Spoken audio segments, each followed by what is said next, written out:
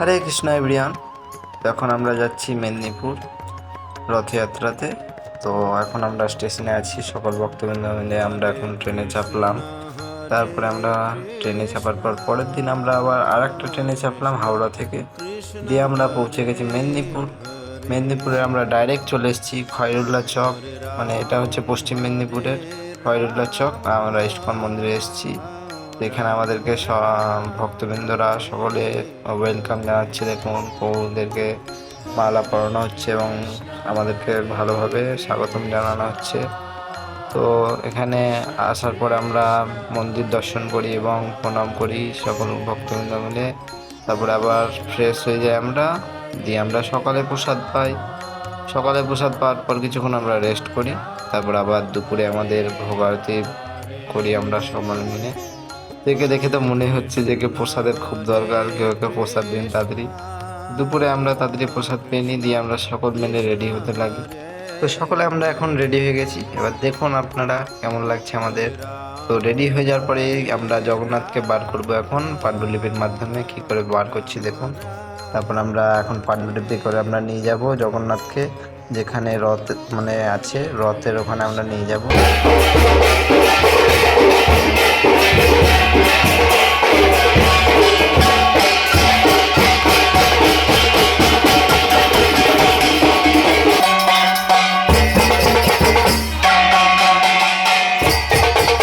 হরি বল, হরে কৃষ্ণ। মেঘ তো প্রচুর উঠেছে, রথ আমাদের কি অবস্থা হবে কে জানি। রথ এখনো স্টার্ট হয়নি আমাদের, রথে এখন রেডি হচ্ছে। আর মেঘ দেখুন, এবারে মেঘ চমকাচ্ছে, বিদ্যুৎ দিচ্ছে, সরি মেঘ উঠেছে, বিদ্যুৎ চমকাচ্ছে। তো হরি বল, এদিকে মেঘ উঠে আছে আর আমাদের ফার্স্টে এখন রথ শুরু হওয়ার আগে আমাদের ভক্তদের সকলকে বরণ করে নেওয়া হচ্ছে। তো আমাদের নামাট্টোর তরফ থেকে মুত্রেশ প্রভুকে বরণ করে নেওয়া হচ্ছে এবং বাকি কমিটির ভক্তদেরও বরণ করে নেওয়া হচ্ছে। এবং মেন আমাদের গেস্ট আমাদের চলে এসছে মাননীয়া জুন মালিয়া ম্যাম। তো ম্যামকেও বরণ করে নেওয়া হলো এবং তারপরে আমাদের রথযাত্রার মেন কার্য শুরু হলো এবং ম্যামকে দিয়ে আরতি শুরু করা হলো এবং রথের দড়ি টানা হলো এবং তারপরে কিছুক্ষণ নৃত্য হলো ওখানে। তারপরেই আমাদের জুনমালিয়া ম্যাম চলে গেলেন ওখান থেকে, আরও যেহেতু রথযাত্রায় যাবেন সেই জন্য চলে গেলেন।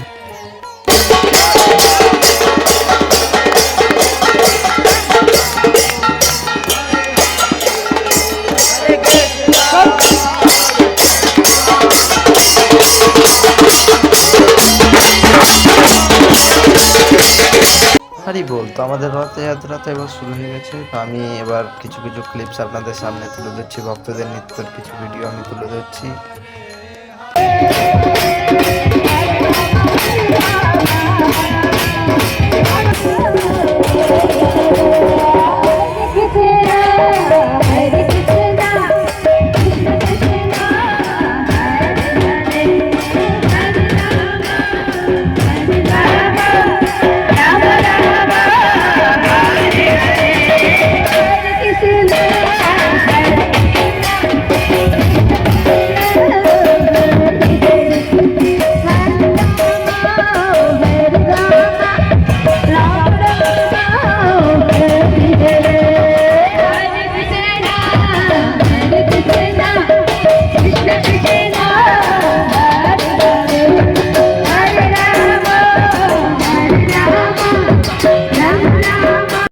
তো হরি বল, এখানে আমাদের রথযাত্রা সমাপ্ত।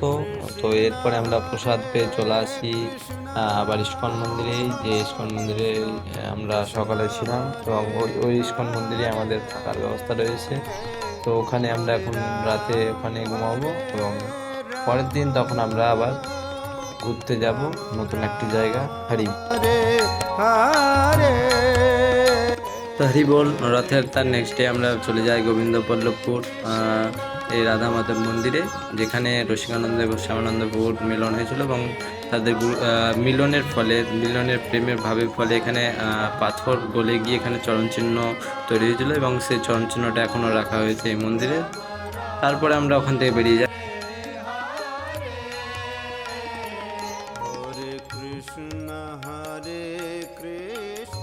তো হরিবল, ওই সব জায়গা দর্শন করার পর আমরা আবার মন্দিরে এসে কিছুক্ষণ রেস্ট করে আবার রেডি হয়ে চলে আসি সন্ধ্যা আরতির জন্য। তো দেখুন জগন্নাথের আরতি হচ্ছে এবং জগন্নাথকে আজকে বামন অবতারে সজ্জিত করা হয়েছে, সবাই দর্শন করুন। তো সন্ধ্যা আরতি শেষ হয়ে যাওয়ার পরে আবার আমরা প্রসাদ পেয়ে আমরা আবার মন্দিরে চলে আসি এবং বিশ্রাম করি এবং পরের দিন আবার আমরা নতুন একটি জায়গায় বেড়াতে যাব। হরি বল। তো হরি বল। নেক্সট ডে আবার আমরা রেডি হয়ে গেছি, আবার আমরা রেডি হয়ে এখন যাচ্ছি বাঁকুড়া। তো বাঁকুড়া পৌঁছে আমরা ফার্স্টে এই কামানটা দেখলাম, যেখানে ভগবান মদন মোহন স্বয়ং এই কামান দ্বারা 10,000 বর্গীকে হত্যা করেছিল ভক্তদের বাঁচানোর জন্য। তারপর আমরা চলে এসেছি এই রাসমঞ্চ, এখানে রাস হয়েছিল। আমাদের সময়ের অভাবের জন্য আমরা ভিতরে যাইনি, সেজন্য বাইরে থেকে আমরা দর্শন করেছি এটা। তারপরে আমরা চলে এসেছি আর একটা মন্দির, এটা রাজবাড়ির মন্দির, এটা পুরনো মন্দির এটা অনেক। এখানে আছে তুলসী মঞ্চ এবং এখানে আমরা কিছু ছবি তুলি। তারপরে নেক্সট আমরা চলে আসি যে এখানে নরবলি দিত বীরাম্বির রাজা যখন মানে দুষ্ট প্রকৃতির ছিল, ডাকাতি করতো, তখন নরবলি দিত যে জায়গায়, সেই জায়গায় আমরা চলে এসেছি। এবং এই প্রভুটা আমাদের ওখানকার বাঁকুড়ারই দায়িত্বে আছে। এই প্রভুটা আমাদের দেখে দিচ্ছিল এবং সব জায়গা দর্শন করছিল এবং সেখানকার মাহাত্ম্য কথা তুলে ধরছিল। তো এই জায়গাটাই মানে শ্রীনিবাস আচার্য ধ্যানে মগ্ন হয়ে রাধারানীর যে নূপুর হারিয়ে গেছিলো, সেই নূপুর ধ্যানে মগ্ন হয়ে খুঁজে বার করেছিল এবং বীরাম্বির রাজাকে ভক্ত তৈরি করেছিল। তো হরিবল। তারপর আমরা চলেছি পাথরের তৈরি রথ দেখতে। এটা বীরাম্বির রাজার রাজত্বকালের মানে রথ, এটা অনেক পুরনো, পাথরের তৈরি। তারপর আমরা চলে আসি শ্রীনিবাস আচার্যের সমাধি মন্দির, এখানে আমরা মাহাত্ম্য কথা শ্রবণ করি এবং দর্শন করে বেরিয়ে যাই। তারপর আমরা চলে আসি এই মদন মোহন মন্দির, এখানে শ্রীনিবাস আচার্যের সেবিত বিগ্রহ রয়েছে এবং এখানেও আমরা কিছু মাহাত্ম্য কথা শ্রবণ করি। তারপরে আমরা কিছু ছবি তুলি। তারপরে আমরা এখান থেকে বেরিয়ে যাই আরেকটি মন্দিরের দিকে এবং এই মন্দিরটি আমরা দর্শন করার পর আমরা প্রসাদ পাই, ওখানে ব্যবস্থা ছিল আমাদের। প্রসাদ পাওয়ার পরে আমরা চলে যাই গড়বেতা। তো হরিবল। নেক্সট আমরা চলে এসেছি গড়বেতা নামে এক জায়গায়, যেখানে আমরা গনগন গিরিখাত দেখতে এসেছি এবং আমরা এখানে একটু পাহাড়ে উঠি দিয়ে আমরা ছবি তুলি। তো দেখুন আমরা কি করে নামছি। বৃষ্টি যেহেতু হয়েছিল সেজন্য প্রচুর আঠা হয়েছিল মাটিটা এবং পড়ে যাওয়ার খুব চান্স ছিল, পিছলে পড়ে যাওয়ার। তাও আমরা একটু পড়িনি, কিন্তু আমরা ছবি তোলার জন্য উপরে উঠে গেছি। সবাই অবশ্য উঠেনি, দেখুন আমরা নামছি কিভাবে ভয়ে ভয়ে। হরিবল। গিরিখাত দর্শন হয়ে যাওয়ার পরে আমরা বেরিয়ে আবার চলে যাব খয়রুল্লাহ চক ইস্কন মন্দির। দেখুন জুতো সব ভর্তি কালাতে। তো ওখানে পৌঁছে আমরা রেস্ট করে আমরা আবার রেডি হয়ে চলে এসেছি সন্ধ্যা আরতির জন্য। তো দেখুন আজকে জগন্নাথকে ময়ূর বেশে সজ্জিত করা হয়েছে এবং আমাদের আরতি শেষ হয়ে যাওয়ার পর পাঠ হলো এবং তারপরে আমরা প্রসাদ পেয়ে আবার চলে আসি ইস্কন মন্দির। তো আজকে হচ্ছে আমাদের খয়রুল্লাহ চকে আমাদের লাস্ট ডে, মেদিনীপুর খয়রুল্লাহ চক ইস্কন মন্দিরের লাস্ট ডে। নেক্সট দিন আমরা যাব দীঘা। হরি বল। তো হরি বল। নেক্সট ডে আবার আমরা তাড়াতাড়ি উঠে আমরা আবার রেডি হয়ে গেছি দীঘা যাওয়ার জন্য এবং আমরা তাড়াতাড়ি গাড়ি করে আবার চলে আসি দীঘা ইস্কন মন্দির এবং ইস্কন মন্দিরে আমরা গুরু পূজা করি এবং গুরু পূজা হয়ে যাওয়ার পরে আমরা প্রসাদ পেয়ে আবার কিছুক্ষণ রেস্ট করে আমরা চলে আসি দীঘা সমুদ্র। তো ফার্স্টে তো আমাদের বলে যে সমুদ্রে স্নান করতে দেবে না, তো আমরা তারপরে আবার দেখি আমরা কিছুটা দূরে গিয়ে আমরা আবার স্নান করার সুযোগ পাই এবং সকলে মিলে আবার সমুদ্রে স্নান করি। দেখুন আমরা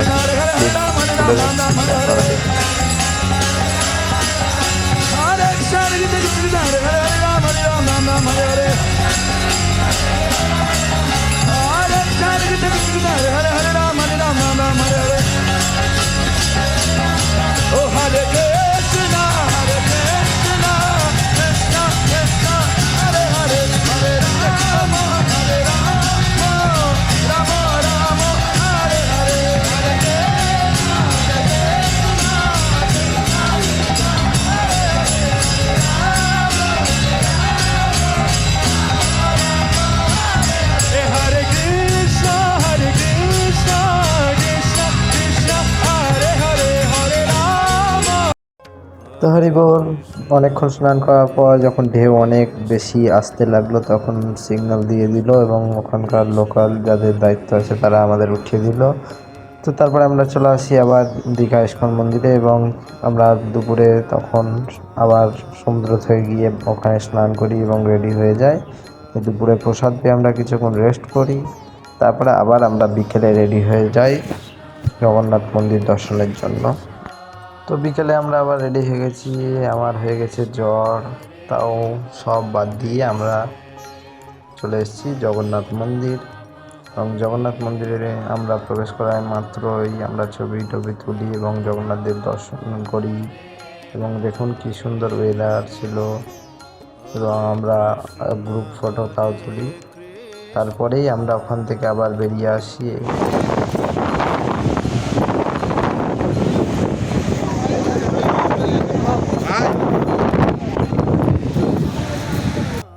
তো এখন আমরা যাচ্ছি জগন্নাথের মাসির বাড়ি। তো জগন্নাথের মাসির বাড়ি এসে আমরা জগন্নাথ দেবকে দর্শন করে তারপরে আমরা আবার রুমে আসি, রুমে প্রসাদ পেয়ে আবার আমরা বিশ্রাম করি। নেক্সট দিন আবার আমরা নতুন আরেকটি জায়গা যাব।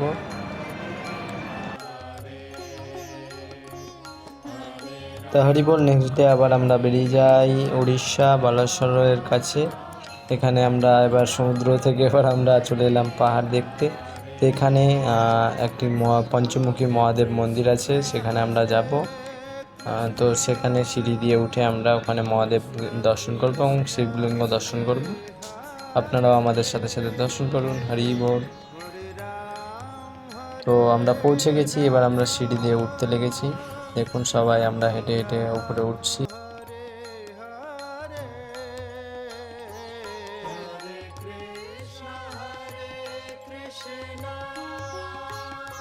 হরি বল। কিছুটা সিঁড়ি ওঠার পরে আমরা চলে এসেছি আমাদের ডেস্টিনেশন পঞ্চমুখী মহাদেব মন্দির। এখানে আমরা মহাদেবের মাথায় জল ঢালি, মহাদেবের পুজো করি। তারপরে আমরা সকলে এক এক করে আমরা চলে আসি শিবলিঙ্গ দর্শন করতে। তো এখানে এক এক করে সবাই যাচ্ছিলো এবং এখানে একটা গাইডের লোক ছিল, তিনি বলে বলে দিচ্ছিলেন এবং সেইভাবে সবাই আমরা শিবলিঙ্গ টাচ করছিলাম।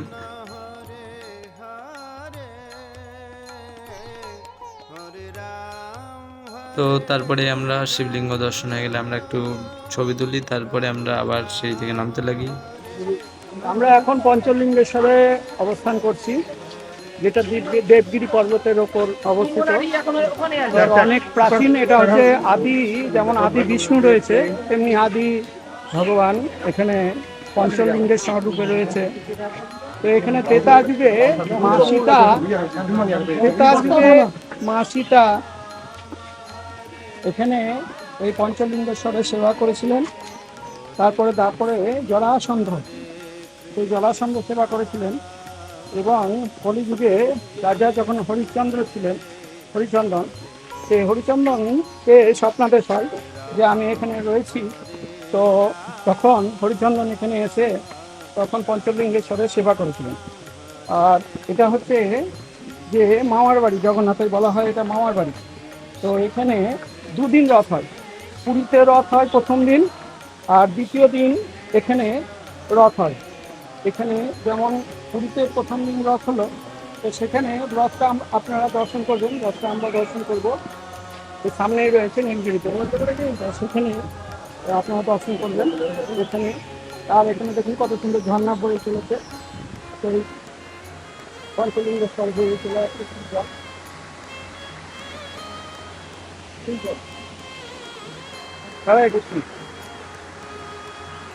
তারই বল। তারপরে আমরা চলে আসি জগন্নাথের মামার বাড়ির এলাকায়। সেখানে আমরা মানে জগন্নাথ দেবকে দর্শন করতে তো পাই না, ছবির মাধ্যমে আমরা দর্শন করি।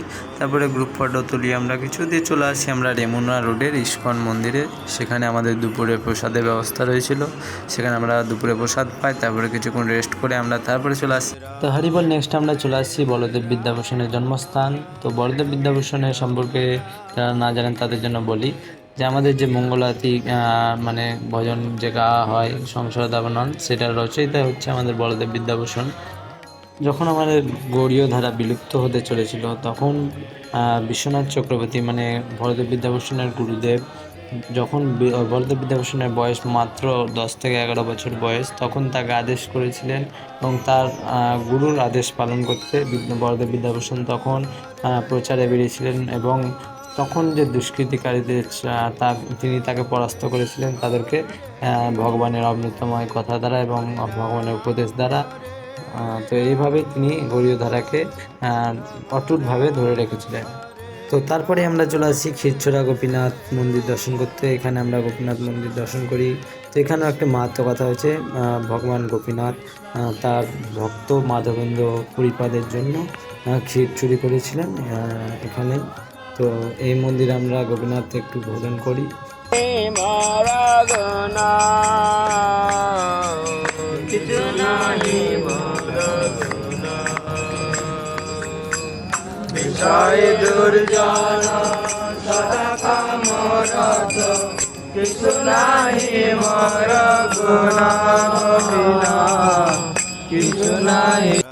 তা হরি বল। তারপরেই আমরা ক্ষীর প্রসাদ পাই ভগবানের, এবং তারপরে অনেকে ক্ষীরও নিয়ে নেয় বাড়ির জন্য, এবং তারপরে আমরা বেরিয়ে যাই রেমুনা রোড ইস্কন মন্দির, জগন্নাথ দেবকে দর্শন করি, প্রণাম করি, রেডি হয়ে তারপরে আমরা চলে আসি বালাসর স্টেশনে এসে আমরা আমাদের ট্রেন ধরি রাতে। তারপরে আমরা তারপরের দিন আমরা চলে আসি। তো এখানে আমাদের ট্রিপ এখানেই শেষ।